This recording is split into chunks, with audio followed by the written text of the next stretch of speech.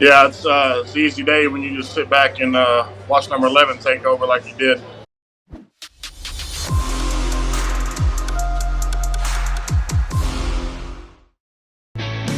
Hi everybody, my name's Jason Lombardi. I'm an inspector at DryTech. At DryTech we offer three major services, the first one being basement waterproofing, the second service we offer is foundation and structural repairs, and then the third service that we offer is mold remediation. If you feel you are having a waterproofing issue, give DryTech a call or check us out online.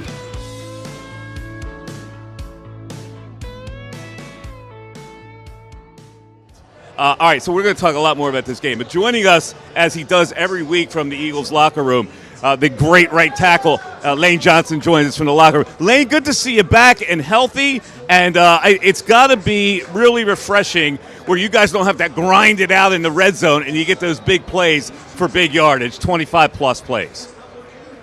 Yeah, it's an easy day when you just sit back and watch number 11 take over like you did.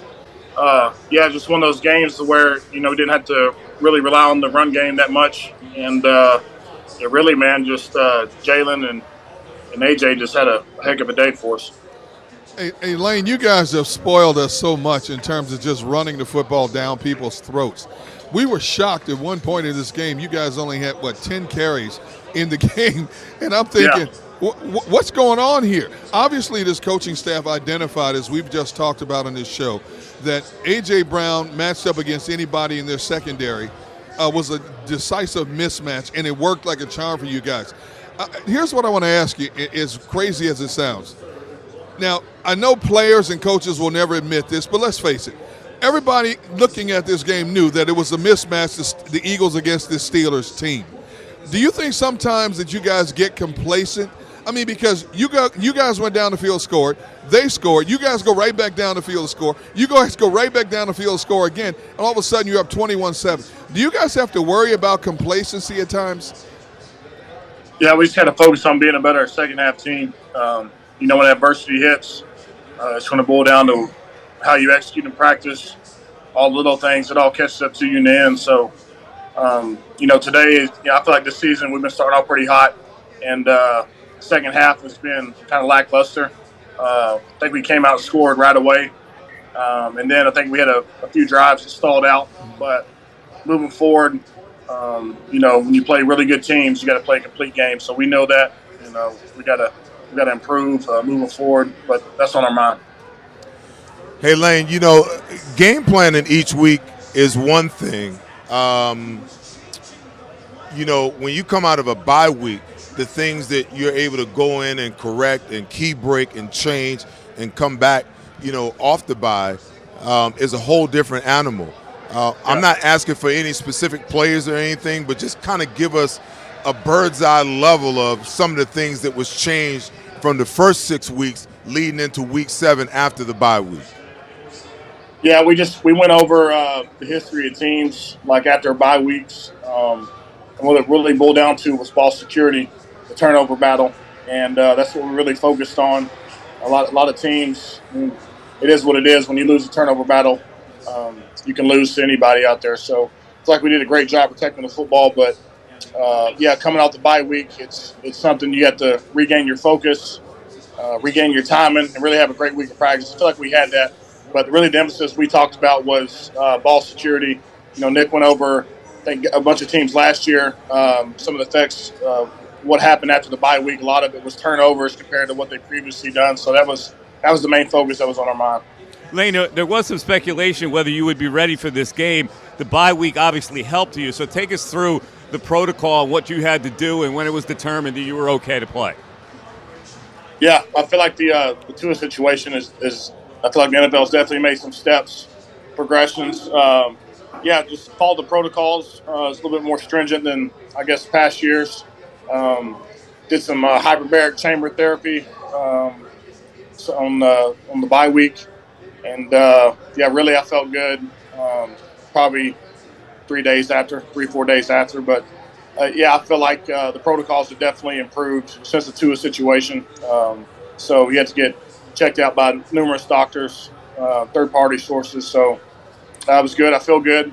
And, What's the just to follow up on that? What's the hyperbaric chamber do for you? Well, they're doing studies. A lot of players, former players, for any type of concussions, TBI, CTE. What it essentially does is gets more oxygen to your system and aids recovery. So that's been a asset that we've had all year. So I think guys that had concussions earlier in the year went through the same type of therapy. So, I really noticed it like league wide. I feel like every team is starting to or has some, but I feel like moving forward, I mean, obviously I'm not a doctor, but from what the research that they've gathered and told us that it's a way to help with head injuries and recovery and get athletes back quicker. Hey, Lane, players want to play. That's a given. And yeah, we know there's always been a gray area in terms of what is a concussion and what isn't. Sometimes players have gone back into games, and once the sideline doctors have deemed, okay, he's okay, he cleared our initial test. But when you consider how the league and the NFLPA has now changed the concussion protocol, if they deem that if they suspect you have a concussion, there's no ifs, ands, or buts about it. You are out, even if you feel like you've cleared. Are you in total agreement with how the concussion protocol has now been redefined across the league? Yeah. I mean, from previous years to what I experienced past week, the process is more stringent. You have to meet with more doctors. There's more steps added. But really, yeah, I mean, it's not something that happens overnight. It's a process. So really goes down to symptom scores. Once you progress from that, you go to something else. Once you hit that step, you go to another one until you're finally cleared from an outside source. So, yeah, steps have definitely been added, and I feel like player safety's been put in a better spot. All right, so Lane, listen, this team's 7-0. They're putting graphics up during the game. The last quarterback to go 9-0.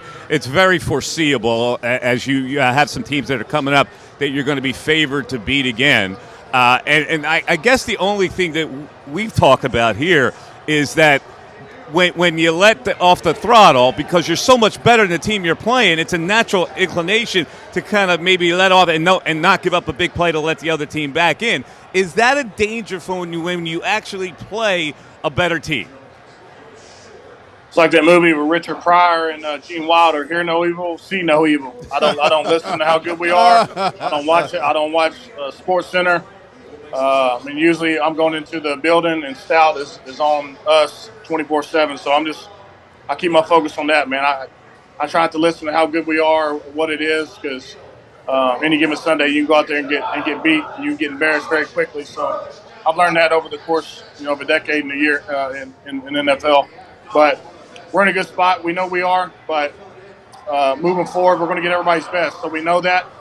And like I said, man, hear no evil, see no evil. I'm not listening. I'm not seeing anything. Hey, Lane, I agree with what you just said, but let's face it, there's very few of you left who know what it takes to get all the way to that big game after what you guys went through in 2017.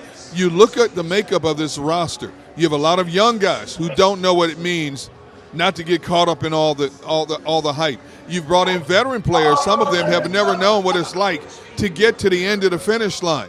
How much do you guys, the veteran leadership in that locker room, have to constantly police the locker room to remind guys, look, we have to live by the epitome of what we talk about day to day, week to week. We can't be looking ahead at a bigger picture.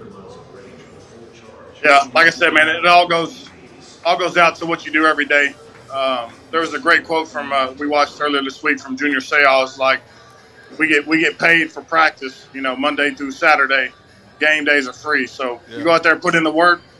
You set a good example. I mean, I can say from 2017, just all the guys, all the veterans, man, they put in a lot of work. I mean, by the end of the week, man, everybody's tired. You can see it in their eyes how much work they put in, and whenever you get to game day, man, you can feel confident knowing you left no stone unturned.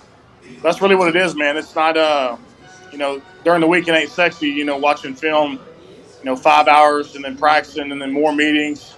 But that's where the winning's done, man. The game planning, the scheming, the communication. But, yeah, man, we have a great group of veterans. We have a lot of hungry young guys, and you need that energy to excel. And really that's what it's all about, man. Is going to work every day and setting that example. Lane, last question. You guys have to now go down to Houston, and I'm wondering what the schedule is at this point, because you got the couple days off schedule. I don't know whether you actually will practice. I assume you'll go to Houston on Wednesday. How much practice and prep will you get in for a Thursday night game coming off of this one?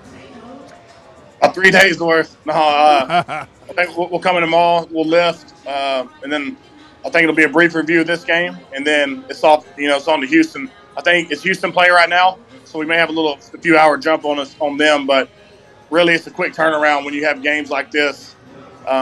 We try to get in a lot. We're going to get in a lot tomorrow, so tomorrow will be like our regular Wednesday, Thursday. As far as reviewing, practicing might be a walkthrough tempo. I have to check, but yeah, we're back to work pretty much the whole week. Head down there Wednesday and get ready. That's what the NFL is all about, man. Are you aware of the dynamic here? That you play Thursday, the Phillies hopefully are playing that weekend. A contingent of about 30,000 Philadelphians may cascade down on Houston for this. Yeah, it might be a home game down there for us. Yeah, man, it's a unique situation. I'm not sure. One of the Stros the Phillies play next, is it tomorrow?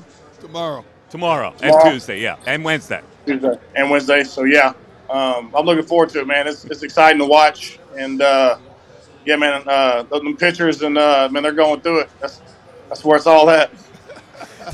Lane, listen, stay healthy, get your rest this week, and this is a really good ride that everybody's on, and with the Phillies and you guys making everybody feel pretty good in this city. Keep it going.